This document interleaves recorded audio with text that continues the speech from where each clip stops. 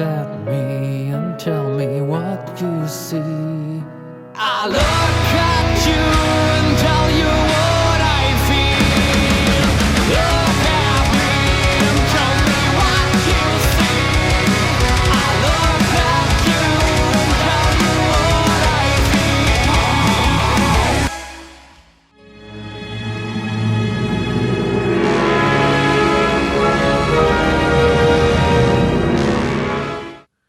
Welcome back to the Hellraiser series, with the direct sequel taking place immediately after the first film, with everything that Hellraiser had just turned up to max, with more gore and more of the Cenobites.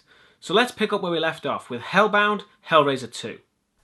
Hellraiser 2 begins with a recap of the previous film's finale, with the death of Frank and Kirsty's escape from the Cenobites. However, you'll notice a different order.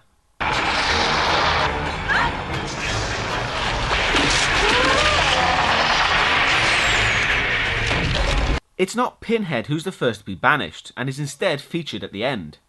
Do you think they're capitalising on the popularity of Pinhead? I'm not too sure. Maybe the next scene will give us a clue.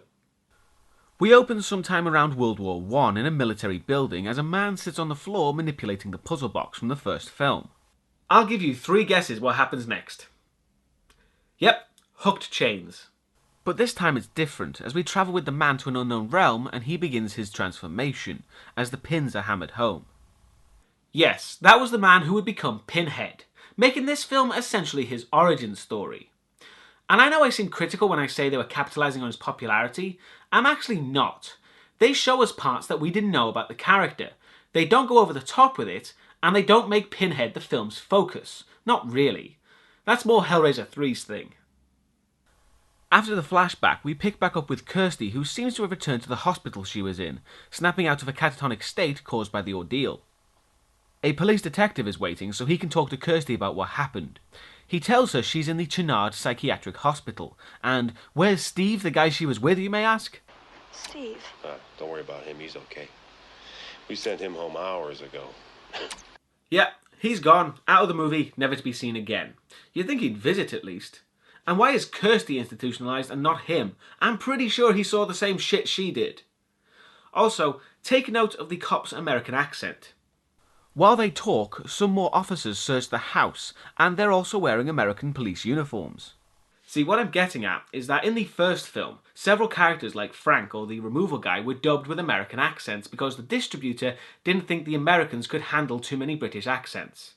I'm completely serious. So for this film, we have a weird combination of the two, placing the film in neither location. The cops then find the bodies and a bloody mattress, the same mattress which Julia died on, without the body for reasons not really explained. Moving on, it's time to meet Dr. Channard, as he's currently slicing into someone's brain while talking about the labyrinth of the mind. Others have been here before us and have left us signs, but we, as explorers of the mind, must devote our lives and energies to going further. But we'll find out that Channard's methods of navigating that so-called mental labyrinth is more like this. Hey, I found a shortcut through a hedge maze. Channard and another doctor, Kyle, go to talk with Kirsty, who's a little anxious to say the least. Easy! Take it easy! No, listen! The detective calms her down, with Kirsty trying to tell him about the Cenobites, not really getting anywhere. But Channard shows up to talk with her, allowing the detective to leave. And to take no further part in the movie, along with the investigation into the murders. Excellent police work, job well done. But Kirsty has some last advice for him. Wait. That mattress, you've got to destroy that mattress. See, Julia died on it, and she can come back now like Frank. You have got to destroy that mattress. Keep the mattress? You have got to destroy that mattress. Keep the mattress. Okay. Kyle talks with Kirsty and Channard comes back only to say he has to leave. Thorough patient exam there, Doc.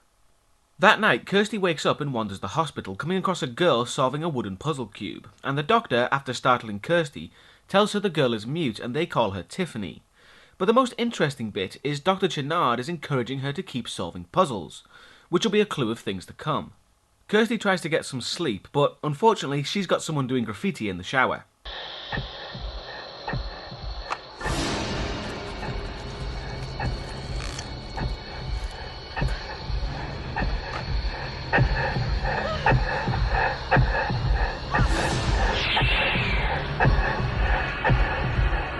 Not sure how she can see the man, but I assume Kirsty is still linked to the box in some way. The next day, Dr. Channard starts his workday wandering through the wards, and we even get a bit of comedy. 105 years, and he still doesn't know my name. Laughing at mental illness. And then we get to see Channard's basement, or dungeon is probably a better descriptor. A place where the most severe of his patients are incarcerated. It's almost like a stereotypical horror movie mental asylum. There's the uber-religious guy, the guy who's screaming to get the bugs off him, and just round the corner there's a pleasant doctor. Back in Kirsty's room, she's fixated on where she read the blood message. She tells Kyle she saw her father, and that he's suffering in hell. I'll get Dr. Channard. You take it easy. I'm sure he can help. He got a ticket to hell? Kirsty, that might not be the best way to convince the doctors you're sane. Just a suggestion. Kyle goes to speak with Dr. Channard, but he's on the phone talking to someone delivering the mattress to his home.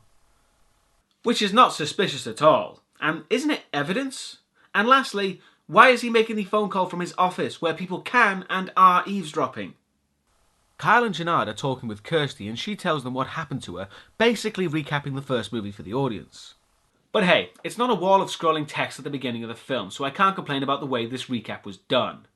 I do wonder why we needed the recap at the beginning as well, though. We've basically seen the same thing twice. And that evening, Channard has received the delivery of the mattress, which is in his strange artifact room. When Channard leaves, Kyle breaks in to see just what he's doing with the mattress. He gets inside and looks around, finding Channard's collection of puzzle boxes. Which has to be the worst luck for Kirsty, to be put in a hospital that's run by a guy who knows about the puzzle box and has been studying it for years. I do have to wonder what his plan is if he needed the mattress to enact it. Actually, we'll see that his plan is not too dissimilar to Frank's from the first movie. He just tries to be a smartass about it, which I'm sure you can guess goes brilliantly. Kyle continues to search the room, but Channard returns and he's with one of his severe patients, the guy who is screaming about bugs all over his skin. The guy sits on the mattress and Channard, being the wonderful doctor he is, hands him a straight razor, and pretty much tells the guy to go nuts, pardon the pun. And honestly, what happens is pretty damn brutal and difficult to watch, as the guy tries to cut the imaginary bugs from his skin. Fortunately for me, I've seen it so many times that I'm completely desensitized to it by now.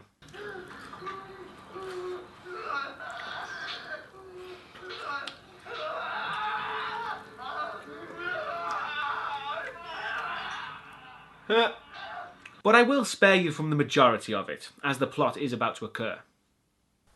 As the guy gets incredibly bloody along with the mattress, that's when Julia emerges from it, grabbing the guy as he tries to get away from her, nearly exposing Kyle, who's hiding behind the curtain.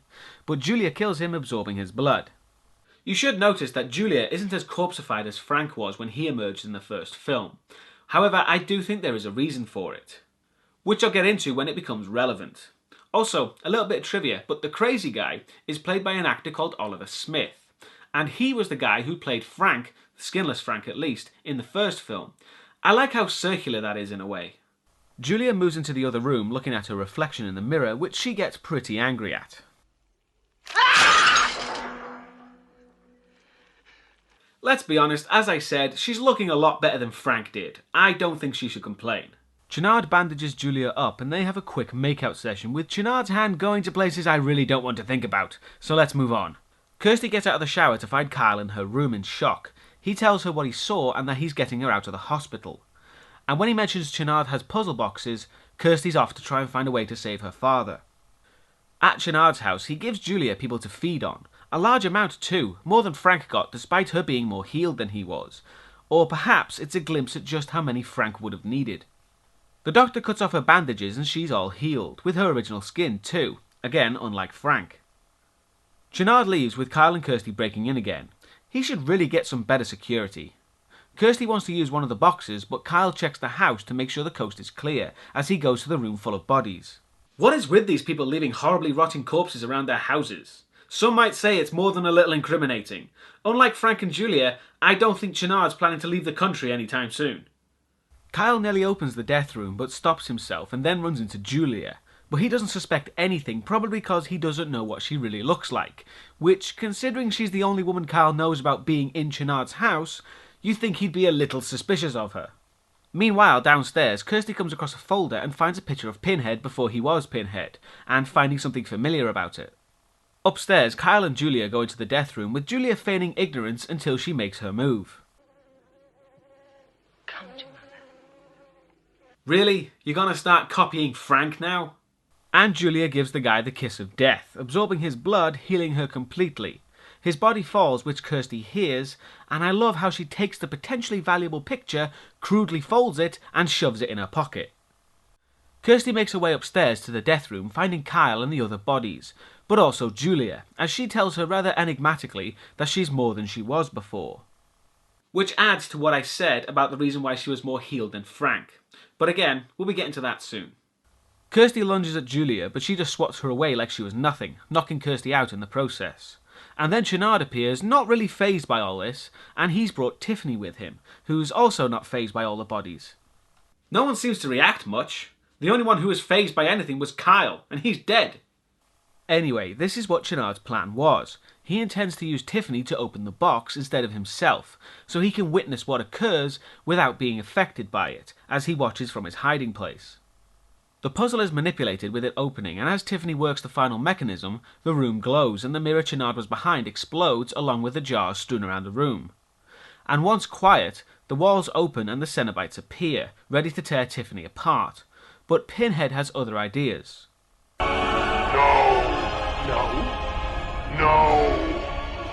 It is not hands that call us. It is desire. Yes, because Tiffany had no real desire to open the box, it was just compulsion. It's Channard who is taken, because it's what he was wanting. You're sure this is what you want? It's what I've always wanted. I have to see. I have to know. It seems contrary to how the Cenobites act, but it's actually more accurate because it shows just how much desire governs their actions. Additionally, you'll notice that the female Cenobite is played by a different actress. Instead of Grace Kirby, it's Barbie Wilde. And she's probably the more recognisable version of the female Cenobite. I'd also like to mention, because I think it's pretty awesome, Barbie Wilde has added quite a bit to the lore of the female Cenobite, even giving her a name, Sister Celice, which is quite the appropriate name. A celice is a religious garment worn to induce pain or discomfort, and can usually look like this. So you can see what she was going for with that. Also, I should say that I mention this because it's awesome and has nothing to do with her following me on Twitter. Moving on, Channard is taken into the realm of the box by Julia, and Tiffany and Kirsty are both left alone in the house, but they both enter the doorway. Tiffany is drawn to the sounds of a carnival, and Kirsty looks for her father.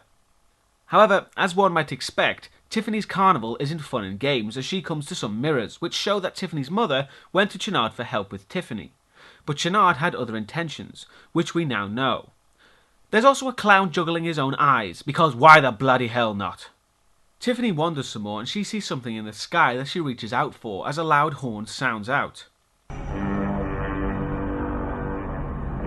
Which is actually the Morse code for God, which you wouldn't really know unless you looked it up. But I enjoy the attention to detail. It could just make a big noise, but they made it mean something. Kirsty moves through the corridors, not getting anywhere. She comes to a crossroad which suddenly turns into a house with pictures of Kirsty and her family, which suddenly turns dark as the pictures start bleeding. Now, whether this is hell is very debatable. I personally don't think of it as hell, but with Kirsty's and Tiffany's experiences, it makes me think that the dimension they're in is more than just what the Cenobites offer, which is purely physical sensation. But it's also about the mental pain and presumably pleasure as well, which would explain how both girls' experiences seem something good, which turn bad. Kirsty screams for help, but the Cenobites appear, who are still annoyed that she managed to slip them last time. Kirsty tries using the box on them, but Pinhead points something out. So sweet of you to come back. How can it send us back, child? We're already here. And so are you.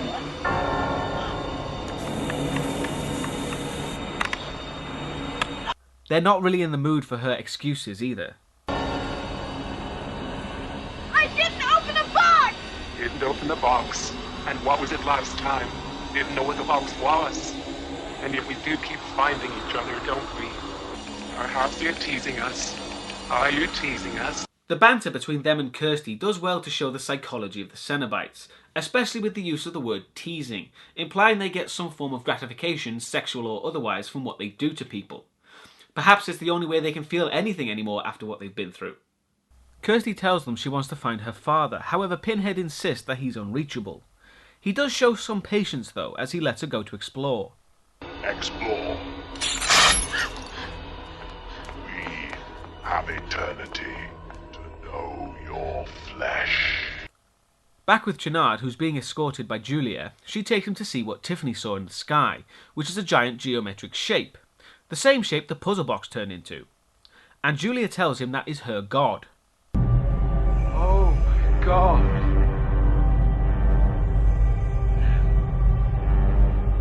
This is mine. The god that sent me back. The god I serve in this world and yours. Leviathan, Lord of the Labyrinth. That's what I was talking about before, the reason Julia is more healed than Frank. She was sent back deliberately by Leviathan to recruit Channard, unlike Frank, who escaped clawing his way back to life. However, it would seem that no matter what, Julia is subservient to someone or something. Channard is hit with visions of his past and the horrible things he's done, and Julia moves him into a chamber, which starts a process of taking his blood and replacing it with a blue liquid, while mutilating him. What we saw was the beginning process of creating a Cenobite, similar to the process we saw at the start with Pinhead. I do like how many questions it raises, like what's the blue liquid and why is it needed? Sometimes unknowns are bad, but with the Cenobites it works, because their ambiguity makes them interesting. You want to find out all about them. Kirsty has met up with Tiffany. They try to find a way to close the doorway to Leviathan, but Kirsty comes across the door to her father's house. And with Tiffany protesting, Kirsty goes inside to find her father. She goes inside and finds lots of sliding altars with writhing women under sheets. And when the sheets removed, they disappear. And after seeing the message on the mirror, we see whose hell it is.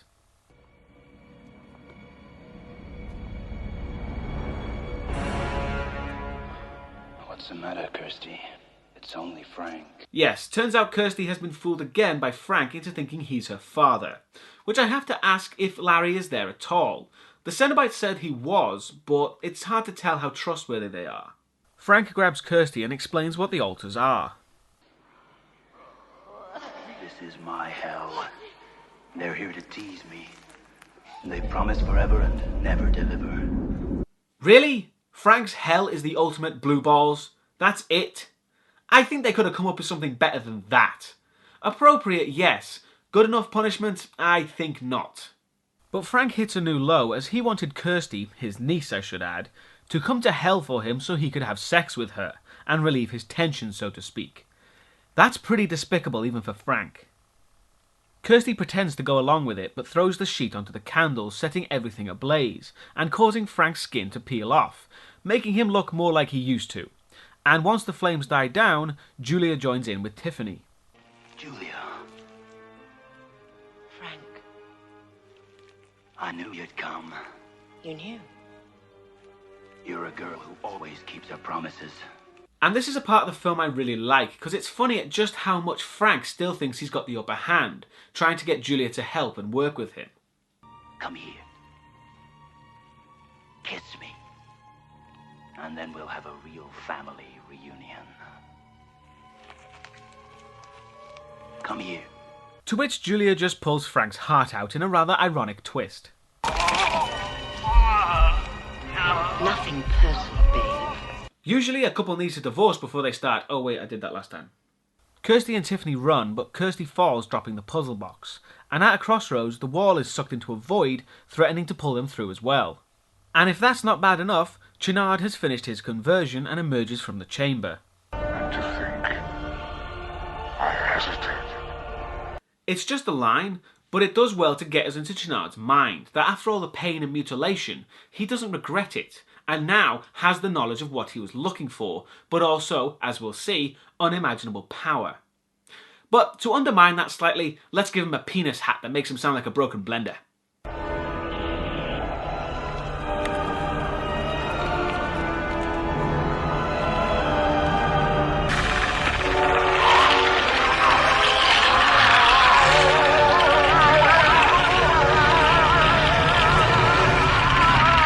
I joke about the sound he makes, but I gotta admit, it's pretty creepy to hear. Kirsty and Tiffany are still struggling, and Julia approaches to berate Kirsty. You never could hold on to anything for very long, could you, Kirsty? Kirsty just pushes her into the void for her trouble, but Julia's not going down that easily. Tiffany sees she has the box, grabbing Julia to get it. Kirsty grabs Tiffany, and then together they pull Julia's skin off, causing her to fall into the void, presumably dead. That was pretty disappointing. They could have given Julia a better send-off than that. We needed to see her get a death scene similar to the one Frank got at the end of the first film. But really, the reason is that at this point, they thought that Julia was going to be the series' antagonist and mascot, not Pinhead. So she was probably going to come back. That's why. And it would have been a very different franchise if that had happened. The girls make it to the hospital with the doorway closing behind them, or so they think. They walk through into the hospital, but the skies turn dark. They see Channard's patients all have puzzle boxes which have been opened, and that's when Channard appears. The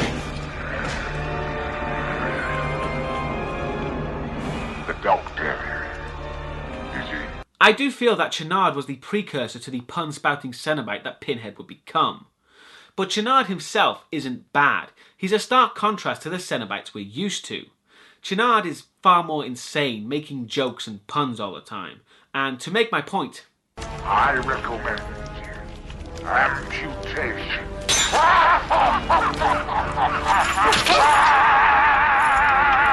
the girls run off and directly into the Cenobites, who are quite sick of waiting for Kirsty. They're eager to begin their work, but Kirsty hands Pinhead his own picture, to which he doesn't recognise at first, but then they start to remember. Someone else, you think, escaped us? Like Frank? No, this one didn't escape. And it's you! Nonsense. It's you! You haven't always been this way. You were human. You'll also notice that the Chatterer Cenobite is quite different now. It's never really stated why, just that he was given his eyes back in a deleted scene. One would argue that that scene was quite necessary for the film, but never mind. While the Cenobites remember, Channard appears from the shadows to kill Tiffany, with his weird tentacle things. And then something badass happens. It's pretty awesome to see a fight between Channard and the Cenobites. It's like a battle between the old ways and the new ways. Unfortunately, it goes really badly.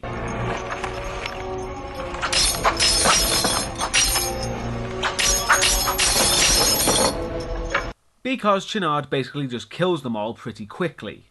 They turn back to human as we see what they were in life, with Chatterer showing he used to be a child, which is the most surprising change. And Channard turns Pinhead back into his human form and simply slashes his throat, leaving what was one of the most badass characters to gasp and sputter for breath until dead. Now, as I'm sure you can guess, I'm not a fan of the way that went down, because it does make the Cenobites look weak, pointless, and ultimately no longer intimidating. It does make Channard into the big badass he's supposed to be, but I feel that could have been done better without destroying the other Cenobite characters. Tiffany, who can speak now, tells Kirsty she needs to go back to the labyrinth and solve the box. Why they didn't grab it and take it with them at the time is anyone's guess. They get the box and Tiffany knows what to do with it, reaching the bridge overlooked by Leviathan. She goes to solve the box, but Channard appears again, cornering Tiffany, and it almost seems like he was going to put her in a Cenobite creation chamber. Which would make sense as he did just kill the rest of them. Might want to replenish the troops somewhat. But at that moment, Julia comes back to make out with Channard, which gives Tiffany time to solve the box. Channard sees what she's doing, he tries to stop her slashing at Tiffany, and then he actually kills himself. I'm serious. He fires spears into the ground, which stick, and while trying to pull them out, he pulls his own head off instead. What the hell? Tiffany falls and Julia tries to help her up, but her skin comes undone, almost dropping Tiffany. But she manages to bring her onto the bridge, and then the dumbest part is revealed.